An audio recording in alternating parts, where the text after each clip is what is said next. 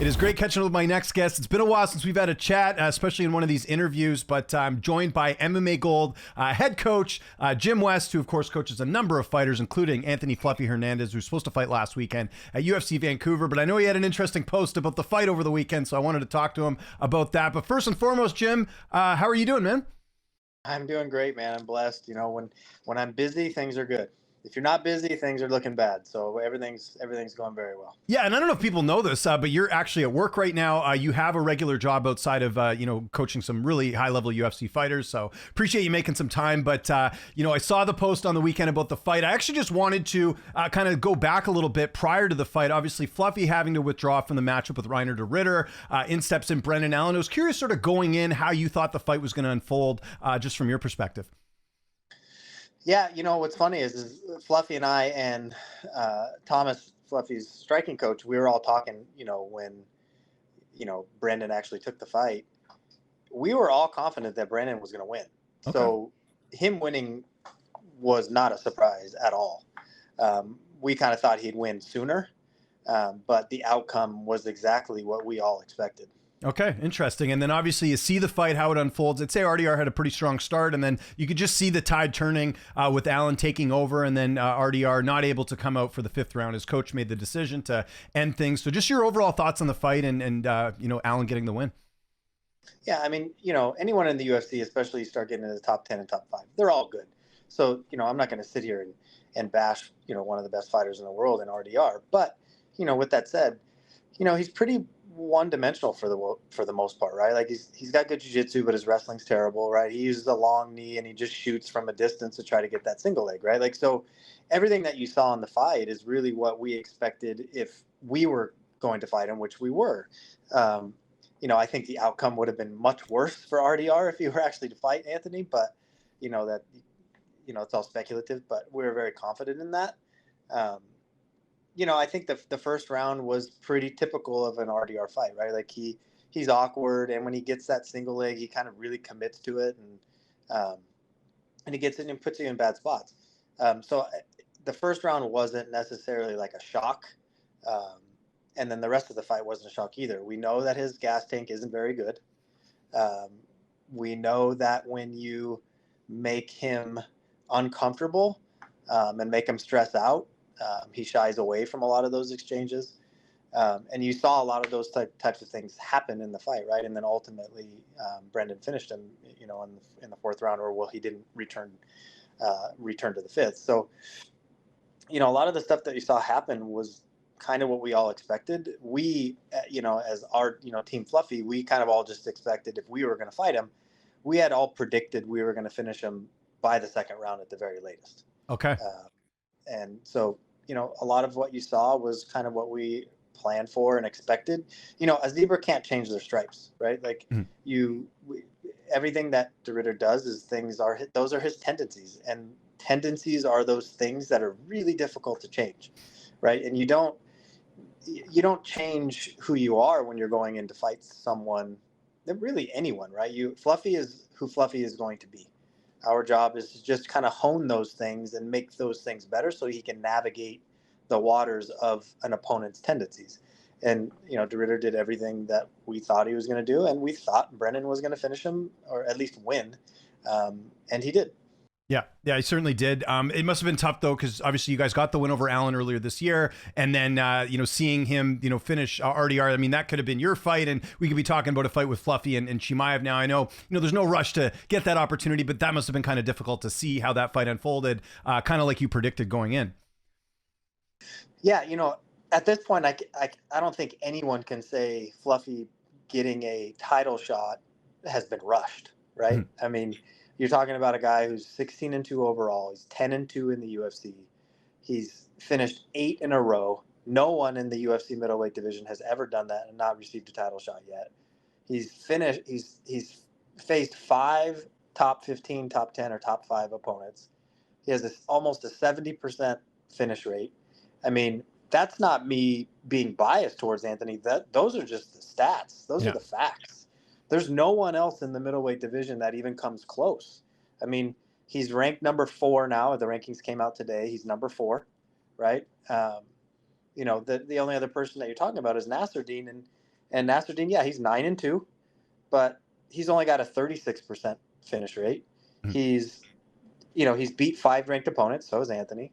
He's done a 5-fight win streak. Well, Anthony's on an 8, right? Like, so if you're going to compare them, they're really not. I wouldn't say they're apples to apples, right? Like, and again, it's not a deserving thing. It's without bias. I think Anthony's earned it, right? Like he's earned a lot of those things. So, we'll see what happens and see what the UFC wants to do. And, we always will still take one fight at a time, one step at a time. If we don't get the title shot next, fine. That's fine. We'll go and beat whoever it is that they put in front of us. But I think his body of work speaks for itself, right? And if he gets a title shot, which I think we all think has earned it, awesome. We're going to go in and we're going to do what we got to do against Chimaev. And I think out of anyone in the top 10, we have the best ability to go in and deal with that type of fight. But, we'll see. Yeah, we'll see how it unfolds. And that kind of gets me to my next question. I know you're not a doctor, but you probably have a sense of, how Fluffy's doing as far as the injury that took him out of the fight. Do we have kind of a timetable for when he can get back in there and take his next fight? Yeah, so he's back to full training. Oh, nice. He got back to full training on the 7th of October, and was starting to be able to push. So yeah, there's talks already right now. Hopefully we'll have a date and an opponent soon. Hopefully it's the title. Mm-hmm. We'll see. But yeah, those conversations have started and ramped up again. Interesting. Well, I found it interesting as well that they didn't just outright give Imavov the title shot after being Borralho, because, there was always this question of who they were going to go with, which fight. It kind of makes me think like they're not too eager to give it to him, because I think they would have announced that fight or at least suggested that he was next. It seemed like it was kind of De Ridder's fight to lose, and he did lose. So in some ways, like I said, it works out better for Fluffy. Yeah, I mean, again, I'll say it again. I mean, Imavov's an amazing fighter, right? Like all those guys in the top 5 are. But, and I don't think, and I don't even think, and correct me if I'm wrong, but I'm not sure there's anyone out there that can say that we've rushed into it. Oh, no, absolutely not. Like, yeah. We have not rushed. We've taken every single fight that's presented to us. We finished damn near all of them. And, our skill set and our group of coaches, and we do this with every fighter, right? Every fighter gets personalized attention, right? Like everyone is team whoever it is. In this case, it's Team Fluffy. We work towards one common goal. We put together a very simple plan that allows the athlete to be exactly who they are, but navigate the tendencies of our opponent. That's it. Like, it doesn't have to be complicated. And I think we present Chimaev the biggest challenge at this moment. Yeah, and I think fans would agree just based off the style matchup. And I saw your post after Du Plessis fought Chimaev, and you kind of, to summarize a little bit, maybe you can say it a little bit better than me, but you're like, it just goes to show that, like, certain camps aren't training certain things. It's like, we cover this stuff in our camp. You basically said, like, it was kind of surprising to see DDP get taken down so easily by Chimaev the whole fight. Yeah, I mean, here's the thing. They fight in a cage, right? Yeah. Your principles should be all surrounded that. Your conditioning has to be number one. Mm-hmm. Then your grappling orientation and your understanding of grappling in an MMA fight has to be the first technical thing, right? Like as far as really dominant in those two things. You fight in a cage. If your grappling isn't up to par and your cardio isn't up to par, it's not looking good for you. Yeah. And especially if you're going into a fight against a guy like Chimaev, you know that it's going to be that type of fight. But you also know if you put someone in a position like Chimaev where he has to scramble a lot, his conditioning is good when he's on top and he's not forced to have to scramble and work up, down, up, down, up, down. Like those principles and understanding of what you're doing has to be at the forefront, right? And that goes with every single athlete at MMA Gold. Like you have to have those applications, period, end of story. And if you don't, like you're going into the fight handicapped in the positions that you have to be best in. Yeah. Yeah. All right. Well, with that said, if Chimaev and Hernandez is next, how do you look at that fight stylistically for Anthony? Look, the one thing I can tell you is we're not going to be on our back foot, mm-hmm. right? It's not going to happen. Chimaev doesn't get to dictate what's kind of happening. We understand that he's probably going to shoot, but we will too, right? Like, so we're going to meet in the middle, and we're going to see who can out finagle and out scramble in those positions, and has the better conditioning and awareness in those spots.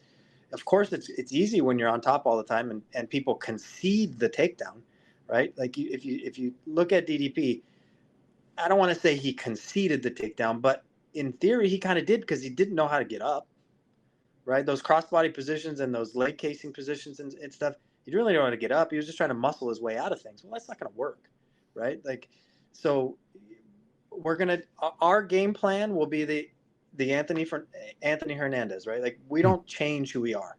We're gonna go out and we're gonna do what's best, and we're gonna shove it down your throat, and you're gonna be forced to stop it. We know Chimaev is gonna do the same thing. We'll see what happens. If Chimaev isn't next, I know you guys will fight anyone, but is this sort of a preference of opponent? Because there's a lot of good opponents out there if it's not Chimaev next. You've got Adesanya, you've got DDP. There's been talk about maybe doing a Strickland fight as well, although I know they're kind of friendly with each other, but I know you'll fight anyone. Just any preference like at all? Or I know you'll fight anyone. Yeah, the thing is I think we stay to the same old the adage that we've always done. Whoever they give us, we're going to take. We've never had a preference. We've never specifically asked for anyone per se, right? Mm-hmm. Like, so we'll continue down the same road that we've always taken, and it's done well for us. Being number 4, you're not going to fight behind, right? So there's only 3 people in front of you. There's Strickland, there's Imavov, and there's DDP, right? Or there's the title. So, we know we're not going to fight behind us, because that's Allen, who's number 5, and we've already actually, technically beat him twice. Mm-hmm. So,